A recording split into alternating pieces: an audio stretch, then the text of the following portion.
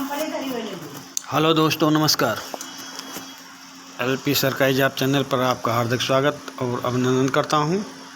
आपके उज्जवल भविष्य की कामना के साथ इस सेशन का शुरुआत कर रहा हूं। ये सेशन है कक्षा 7 का पृथ्वी और हमारा जीवन, पाठ 9 प्राकृतिक प्रदेश एवं जनजीवन, सवाना प्रदेश, बहुविकल्पी प्रश्न। पाठ 9 का प्राकृतिक एवं जनजीवन सवाना प्रदेश है। इनसे जो बहुविकल्पी प्रश्न बन सकते हैं वो, और जो आपकी पाठ पुस्तक में अभ्यास दिया गया है वो, दोनों को एक ही में कंबाइंड करके भेज रहा हूँ। ये कक्षा 7 का वीडियो है, कक्षा 7 का सेशन है। इस सेशन को ध्यानपूर्वक 2-3 बार देखेंगे, सुनेंगे, समझेंगे, फिर नोटबुक में लिखेंगे भी। तो चलिए अब बहुविकल्पी प्रश्नों को देखते हैं। क्या है बहुविकल्पी प्रश्न? उष्णकटिबंधीय सवाना प्राकृतिक प्रदेश है। प्रदेश का विस्तार किसमें है? उष्णकटिबंधीय सवाना प्राकृतिक प्रदेश का विस्तार किसमें है? प्रश्न नंबर 1। तो ये दोनों गोलार्ध में स्थित है, या 5 अंश से लेकर है, या 20 अक्षांशों है, या अक्षांशों है।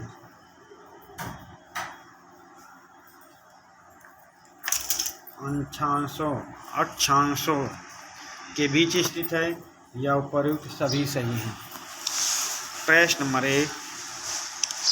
उष्णकटिबंधीय सवाना प्राकृतिक प्रदेश का विस्तार किसमें है? दोनों गोलार्ध में स्थित है, ये 5 अंश से लेकर स्थित है, या 20 अक्षांश के बीच स्थित है, या उपर्युक्त सही है। तो प्रश्न नंबर 1 का ऑप्शन डी सही उत्तर होगा। उपर्युक्त सही है, ये दोनों गोलार्ध में स्थित है। 5 अंश से लेकर 20 अंश है, अक्षांश नहीं, 20 अंश अक्षांश तक दोनों गोलार्ध में स्थित है। 5 अंश से लेकर 20 अंश तक स्थित है, यानी कि आपका प्रश्न नंबर 1 का ऑप्शन डी सही उत्तर होगा। अगले प्रश्न पे आ जाएं। उष्णकटिबंधीय सवाना प्रदेश प्राकृतिक प्रदेश का दूसरा नाम क्या है? उष्णकटिबंधीय प्राकृतिक प्रदेश का दूसरा नाम क्या है, ये आपको बताना है कि इसका दूसरा नाम क्या है। ब्राज़ील का पठार नाम है, आर्निको बेसिन नाम है, सूडान तुल्य प्रदेश नाम है, या अफ्रीका महाद्वीप है। प्रश्न नंबर 2।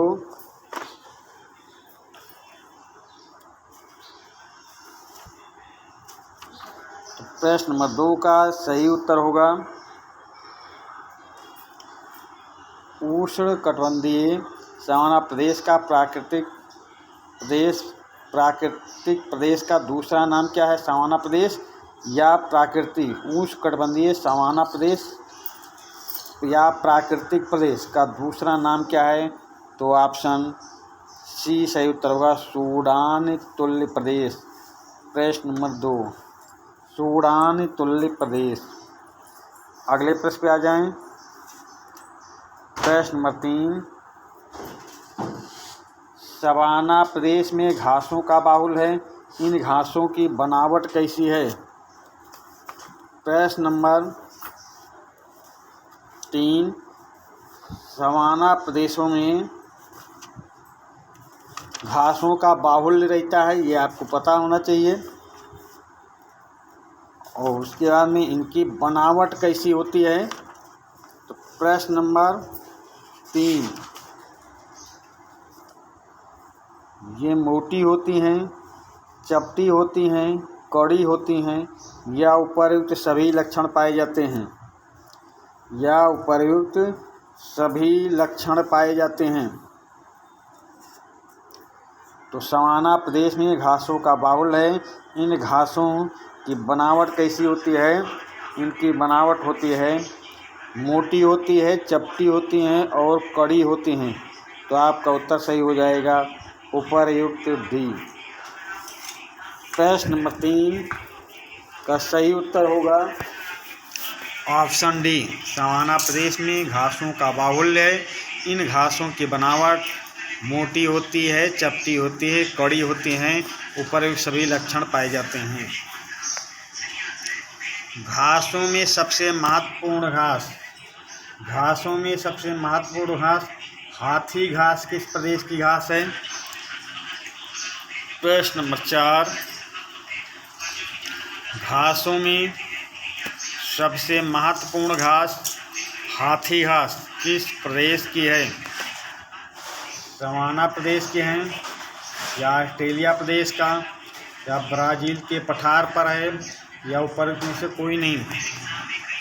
तो हाथी घास किस प्रदेश की घास है? घासों में सबसे महत्वपूर्ण घास हाथी घास किस प्रदेश की घास है?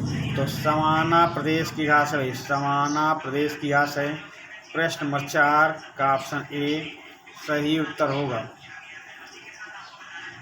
प्रश्न नंबर 5 सवाना प्रदेश की घास, सवाना प्रदेश को क्या कहते हैं, ऐसा आप समझ लें, या सवाना प्रदेश की घास को क्या कहते हैं? सवाना प्रदेश की घास को क्या कहते हैं? तो पार्कलैंड, या रूसवेल, या उपर्युक्त दोनों, या दोनों में से कोई नहीं। प्रश्न नंबर 5 सवाना प्रदेश की घास को क्या कहते हैं? तो सवाना प्रदेश की घास को पार्कलैंड भी कहते हैं, रूसवेल भी कहा जाता है। तो यानी उत्तर आपका सही हो जाएगा उपर्युक्त दोनों। प्रश्न नंबर 5 का ऑप्शन सी सही उत्तर होगा। प्रश्न नंबर 6 सवाना प्रदेश की घास भूमि को और किस नाम से जाना जाता है? प्रश्न नंबर 6 सवाना प्रदेश की घास भूमि को और किस नाम से जाना जाता है? शिकार भूमि नाम से जाना जाता है, या मांसाहारी भूमि से नाम से जाना जाता है, या उपर्युक्त दोनों नाम से जाना जाता है, या दोनों में से कोई नहीं। प्रश्न नंबर 6 सवाना प्रदेश की घास भूमि को और किस नाम से जाना जाता है? शिकार भूमि, मांसाहारी भूमि, उपर्युक्त दोनों। तो सवाना प्रदेश की घास को शिकार भूमि और मांसाहारी भूमि दोनों नाम से जाना जाता है। प्रश्न नंबर 6 का ऑप्शन सी सही उत्तर होगा। अगले प्रश्न पे आ जाएं। प्रश्न नंबर 7 सवाना प्रदेश में कौन से पशु पाए जाते हैं? सवाना प्रदेश में कौन से पशु पाए जाते हैं? ज़ेब्रा और एंटीलोप पाए जाते हैं, या जिराफ और गैंडा पाया जाता है, या हाथी और चीता पाया जाता है, या ये सभी पाए जाते हैं? प्रश्न नंबर 7 सवाना प्रदेश में कौन से पशु पाए जाते हैं? ज़ेब्रा और एंटीलोप पशु पाया जाता है, या जिराफ और गैंडा पशु पाया जाता है, या हाथी और चीता पशु पाया जाता है, या ये सभी पशु पाए जाते हैं? तो सवाना प्रदेश में ये सभी उपर्युक्त सभी पशु पाए जाते हैं। प्रश्न नंबर 7 का ऑप्शन डी सही उत्तर होगा, उपर्युक्त सभी पशु पाए जाते हैं। अगले प्रश्न पे आ जाएं। प्रश्न नंबर 8 सवाना प्रदेश में कौन से पक्षी पाए जाते हैं? सवाना प्रदेश में कौन से पक्षी पाए जाते हैं? शुतुरमुर्ग पाया जाता है क्या, या गेम बर्ड पाया जाता है, या गैजल्स पाया जाता है, या उपर्युक्त सभी पक्षी पाए जाते हैं? प्रश्न नंबर 8 सवाना प्रदेश में कौन से पक्षी पाए जाते हैं? शुतुरमुर्ग, गेम बर्ड, गैजल्स या उपर्युक्त सभी पाए जाते हैं। प्रश्न नंबर 8, सवाना प्रदेश में कौन से पक्षी पाए जाते हैं? तो सवाना प्रदेश में उपर्युक्त सभी पक्षी पाए जाते हैं। प्रश्न नंबर 8 का ऑप्शन डी सही उत्तर होगा। प्रश्न नंबर 9 पे आ जाएं। सवाना प्रदेश के पूर्वी अफ्रीका की घास भूमियों में कौन सी जातियां पशुपालन का कार्य करती हैं? प्रश्न नंबर 9, सवाना प्रदेश के पूर्वी अफ्रीका की घास भूमियों में कौन सी जातियां पशुपालन का कार्य करती हैं? ये पशुपालन का कार्य मसाई जनजाति करती है, या भील जनजाति करती है, या आदिम जनजाति करती है, या कोल जनजाति करती है। प्रश्न नंबर 9, सवाना प्रदेश के पूर्वी अफ्रीका की घास भूमियों में कौन सी जातियां पशुपालन का कार्य करती हैं? तो ये जातियां मसाई जनजाति है, या भील जनजाति हैं, या आदिम जनजाति हैं, या कोल जनजाति हैं। तो सवाना प्रदेश के पूर्वी अफ्रीका की घास भूमियों में मसाई जनजाति पशुपालन का कार्य करती हैं। प्रश्न नंबर 9 का ऑप्शन ए सही उत्तर होगा। चलते हैं अगले प्रश्न की ओर। प्रश्न नंबर 10, नाइजीरिया की सवाना प्रदेश में रहने वाली जनजाति हौसा का मुख्य व्यवसाय क्या है? प्रश्न नंबर 10, नाइजीरिया की सवाना प्रदेश में रहने वाली जनजाति हौसा का मुख्य व्यवसाय क्या है? तो मुख्य व्यवसाय पशुपालन है, या कृषि है, या उद्योग धंधे हैं, या मत्स्य पालन है। प्रश्न नंबर 10, नाइजीरिया की सवाना प्रदेश में रहने वाली जनजाति हौसा का मुख्य व्यवसाय क्या है? तो नाइजीरिया की सवाना प्रदेश में रहने वाली जनजाति हौसा का मुख्य व्यवसाय क्या है भाई? कृषि है। हौसा जनजाति का मुख्य व्यवसाय कृषि है। प्रश्न नंबर 10 का ऑप्शन बी सही उत्तर होगा। प्रश्न नंबर ये अभ्यास देख रहे हैं जो आपकी पाठ्य पुस्तक में प्रश्न अभ्यास दिया गया है। इस प्रश्न से बहुविकल्पी प्रश्न केवल 10 बन पाए हैं। पाठ छोटा है। इन 10 प्रश्नों में पूरे पाठ को बांध दिया है। इस 10 प्रश्नों के द्वारा इन पूरे पाठ आप याद कर सकते हैं। पूरे पाठ से जितने प्रश्न बन सकते थे कि उस पाठ को अच्छी तरह आप समझ सकें उतने प्रश्न बना दिए हैं। और अब आपकी पाठ्य पुस्तक में जो अभ्यास दिया गया है उस पर भी विचार कर लेते हैं। तो चलिए प्रश्न अभ्यास पाठ्य पुस्तक का है। प्रश्न है नंबर 1 प्रश्न है, निम्नलिखित प्रश्नों के उत्तर दीजिए। निम्नलिखित प्रश्नों के उत्तर दीजिए। तो पहला प्रश्न क्या है? पहला प्रश्न देखें, सवाना प्रदेश को सूडान तुल्य प्रदेश क्यों कहा जाता है? सवाना प्रदेश को सूडान तुल्य प्रदेश क्यों कहा जाता है? तो उत्तर है इसका, इस प्रदेश का सर्वाधिक विस्तार अफ्रीका महाद्वीप के सूडान में होने के कारण इसे सूडान तुल्य प्रदेश कहा जाता है। फिर से, सवाना प्रदेश को सूडान तुल्य प्रदेश क्यों कहा जाता है?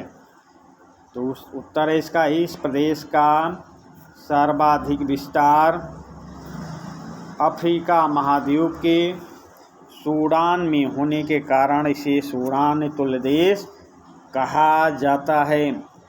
दूसरा प्रश्न क्या है? सवाना प्रदेश में वर्षा कब होती है? सवाना प्रदेश में वर्षा कब होती है? तो उत्तर में है यहाँ या सवाना प्रदेश में वर्षा ग्रीष्म ऋतु में होती है। सवाना प्रदेश में वर्षा ग्रीष्म ऋतु में होती है। प्रश्न क्या था? सवाना प्रदेश में वर्षा कब होती है? तो उत्तर है यहाँ वर्षा ग्रीष्म ऋतु में होती है। चलते हैं अगले प्रश्न पर। प्रश्न नंबर ग सूडान तुल्य प्रदेश की वनस्पतियों की मुख्य विशेषताएं लिखिए। सूडान तुल्य प्रदेश की वनस्पतियों की मुख्य विशेषताएं लिखिए। तो वर्ष के अधिकांश महीने शुष्क होने के कारण लंबी एवं मोटी घास यहाँ की विशेष प्रकार की वनस्पति है। इनमें सबसे महत्वपूर्ण हाथी घास होती है। फिर से एक बार, वर्ष के अधिकांश महीने शुष्क होने के कारण लंबी एवं मोटी घास यहाँ की विशेष प्रकार की वनस्पति है। इनमें सबसे महत्वपूर्ण हाथी घास होती है। चलते हैं अगले प्रश्न पे। प्रश्न नंबर घ सवाना घास भूमियों को शिकार भूमि क्यों कहा जाता है? सवाना घास भूमियों को शिकार भूमि क्यों कहा जाता है? तो सवाना घास भूमियों में चीता और शेर जैसे मांसाहारी जंतु बड़ी संख्या में रहते हैं। यह मांसाहारी जंतु जेब्रा और हिरण का शिकार करते हैं। इसीलिए इन घास भूमियों को शिकार भूमि कहा जाता है। प्रश्न क्या था? सवाना घास भूमियों को शिकार भूमि क्यों कहा जाता है? तो उत्तर है सवाना घास भूमियों में चीता और शेर जैसे मांसाहारी जंतु बड़ी संख्या में रहते हैं। यह मांसाहारी जंतु जेब्रा और हिरण का शिकार करते हैं।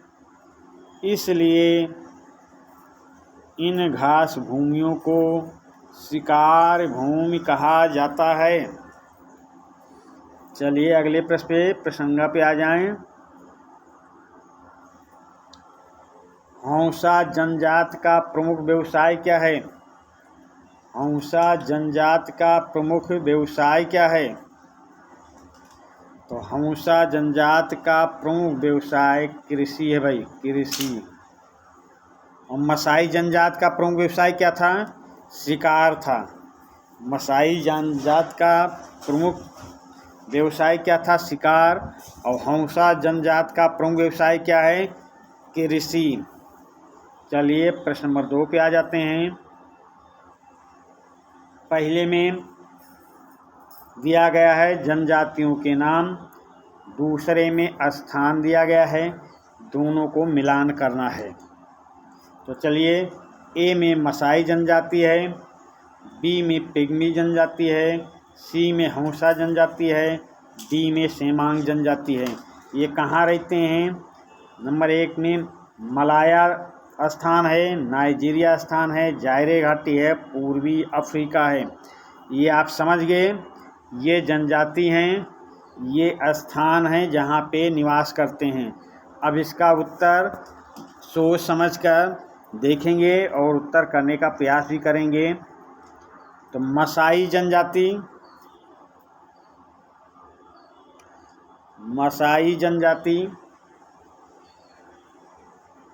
मसाई जनजाति पूर्वी अफ्रीका में, पिग्मी मलाया में, हौसा नाइजीरिया में, सेमांग जायरे घाटी में। ये उत्तर आपका मिलाया हुआ है। जैसा कि आप प्रश्न को देखिए, फिर उसका यहाँ पे उत्तर मिला के आपके सामने रखा गया है। मसाई जनजाति पूर्वी अफ्रीका में निवास करती है। पिग्मी जनजाति मलाया में निवास करती हैं।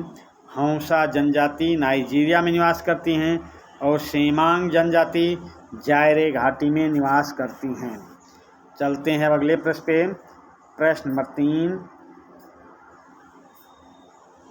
सही कथन के सामने सही और गलत कथन के सामने गलत का चिन्ह लगाइए। प्रश्न नंबर 3, सही कथन के सामने सही और गलत कथन के सामने गलत का चिन्ह लगाइए। तो प्रश्न पहला है इसमें, सवाना प्रदेश विश्व का सबसे विकसित प्रदेश है। तो क्या आप पीछे जो प्रश्न दिया, जो बहुविकल्पी प्रश्न बनाए, जो आपकी अभ्यास पुस्तक पाठ्य पुस्तक से प्रश्न किए, उनको पढ़ने के बाद आपको पता हो जाना चाहिए। तो चलिए बताने का प्रयास करें, कमेंट के द्वारा बताएंगे। सवाना प्रदेश विश्व का सबसे विकसित प्रदेश है। नहीं भाई, सबसे विकसित प्रदेश ये नहीं है, गलत है। ये सवाना है। सवाना प्रदेश में ग्रीष्म काल में वर्षा होती है। कमेंट के माध्यम से बताएंगे। तो सवाना ये माना नहीं, वाना है। सवाना प्रदेश में ग्रीष्म काल में वर्षा होती है, सही है। मसाई जनजाति के लोग पशुपालन करते हैं। मसाई जनजाति के लोग पालन करते हैं, पीछे क्वेश्चन में आपको बताया गया है। आप एमू पक्षी सवाना घास भूमियों में पाया जाता है क्या? प्रश्न घ है, एमू पक्षी सवाना घास भूमियों में पाया जाता है। तो हाँ, पाया जाता है।